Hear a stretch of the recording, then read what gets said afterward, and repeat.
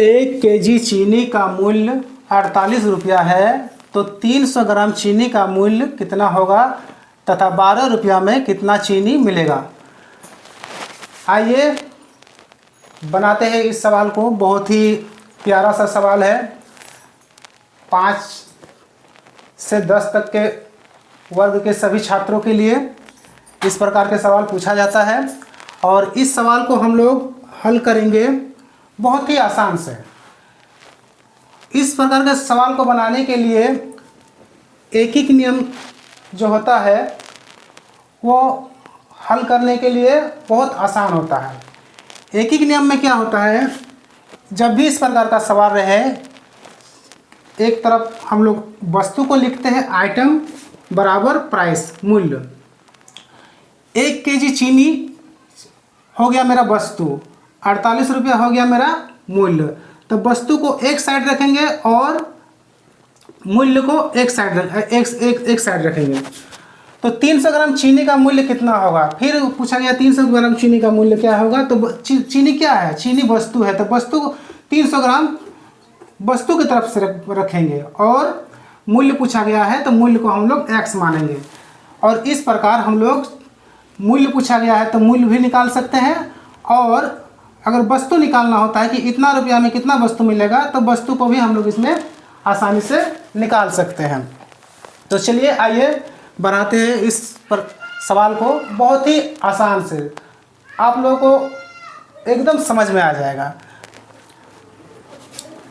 एक नियम में देखिए क्या होता है। एक नियम में वस्तु बराबर मूल्य और इसको हम लोग क्रॉस गुना कर देते हैं। क्रॉस गुना, इस वस्तु को मूल्य के साथ गुना करते हैं, फिर इस वस्तु को मूल्य के साथ गुना करते हैं।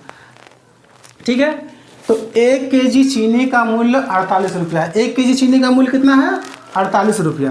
तो 1 केजी बराबर कितना होता है, 1 केजी बराबर होता है 1000 ग्राम।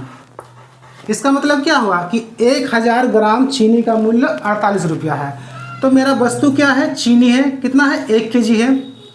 1 केजी माने 1000 ग्राम चीनी का मूल्य कितना है, 48 रुपया। 48 रुपया, ठीक है। अब कुछ निकालना क्या है, 300 ग्राम चीनी का मूल्य। 300 ग्राम चीनी वस्तु है, वस्तु की तरफ रखेंगे 300 ग्राम को।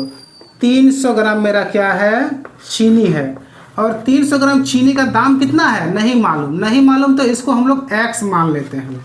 ठीक, और x का मान जो निकल कर आएगा वही मेरा 300 ग्राम चीनी का दाम होगा। अब इसको क्या करते हैं, एक नियम में इसको क्रॉस गुना करते हैं, इसको इसके साथ गुना करते हैं और इसको इसके साथ गुना करते हैं और x का मान निकालते हैं। देखिए चलिए, इसको इसके साथ गुना करते हैं, 1000 गुना x बराबर 48 गुना में 300। ठीक, अब हमको x का वैल्यू निकालना है, x का मान निकालना है। x बराबर 48 गुना 300। जब कोई गुना में रहता है x का मान निकालना है, जब उधर जाएगा तो वो बटा में हो जाता है 1000। ठीक है, अब इसको हम लोग हल करेंगे, जितना x का मान आएगा वही मेरा 300 ग्राम चीनी का दाम होगा। ये 300 ग्राम है, 2 जीरो से 2 जीरो काट दिए। ठीक, अब कुछ कटेगा, 10 को 2 से काटते हैं 5 बार में, 24 को 2 से काटते हैं, 48 को काटते हैं 24 बार में। ठीक है, अब क्या हो गया, क्या बच गया, अब कटेगा नहीं कटेगा। ठीक है, तो 24 बचा यहाँ पर, मेरा यहाँ पर 3 बचा, तो 24 गुना 3 बटा में 5 कितना हो गया, 24 तिये 3 4 12 3 2 7 75 बटा में 5। 75 को 5 से अगर भाग करेंगे तो कितना हो जाएगा, और 5 का 5 4 5 20.4 रुपया। कितना हो गया, 14.4 रुपया। 300 ग्राम चीनी का दाम कितना हो गया, 14 रुपया 40 पैसा। ठीक, अब पूछा गया है कि तथा 12 रुपया में कितना चीनी मिलेगा। अब पूछा गया क्या है, 12 रुपया में कितना चीनी मिलेगा। चीनी क्या है, वस्तु है। वस्तु का अब वस्तु निकालना है कि 12 रुपया में हमको कितना चीनी मिलेगा। तो क्या करते हैं इसको, देखिए 12 रुपया में, ठीक है, 12 रुपया में अब दिया गया है रुपया, तो हम लोग रुपया की जगह पर रुपया लिख देते हैं। 12 रुपया, 12 रुपया में कितना चीनी मिलेगा, चीनी हमको कितना मिलेगा जान नहीं मालूम है, तो इसको हम लोग अब इधर को हम लोग x मान लेते हैं। ठीक, अब इसको हम मिटा देते हैं। ठीक है, अब फिर वही एक एक नियम का क्रॉस गुना करते हैं, इसको इसके साथ गुना करते हैं, इसको इसके साथ गुना करते हैं, s का मान जो आएगा वही मेरा क्या होगा कि 12 रुपया में इतना चीनी मिलेगा। ठीक है, तो 48 को x से गुना करेंगे तो कितना हो जाएगा, 48 गुना x बराबर 1000 गुना 12। ठीक है, अब x का मान निकालते हैं, x बराबर क्या होगा 1000 गुना 12 बटा 48। अब इसको हल करते हैं, काटते हैं। 48 को 12 से काटेंगे तो कितना बार में, 4 बार में। 1000 को 4 से काटेंगे तो कितना बार में, 250 बार में। 250 क्या हुआ, 250 मेरा क्या निकला, चीनी, चीनी मेरा 250 ग्राम, 250 क्या है चीनी, तो 250 ग्राम, 250 ग्राम क्या होगा, 250 ग्राम चीनी।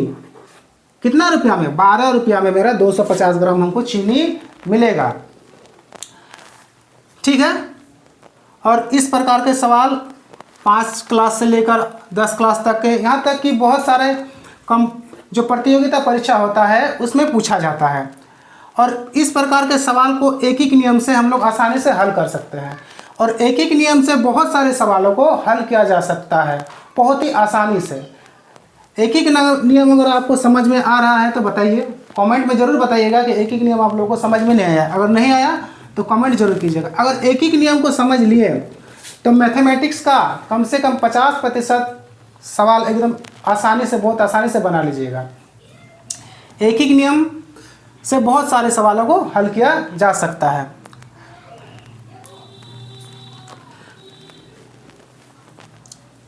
ठीक है, अगर वीडियो अच्छा लगा है तो लाइक और कमेंट जरूर कीजिएगा कि वीडियो कैसा लगा। और मेरे चैनल का नाम है मैंने सीखा, इसको सब्सक्राइब जरूर कर लीजिएगा। चैनल का नाम मैंने सीखा इसलिए रखे हैं हम, क्योंकि मैंने जो सीखा है वही आप लोगों को मैं बताता हूँ, इसलिए मेरे चैनल का नाम रखा हूँ मैंने सीखा। मिलते हैं अगले वीडियो में, तब तक के लिए जय हिंद।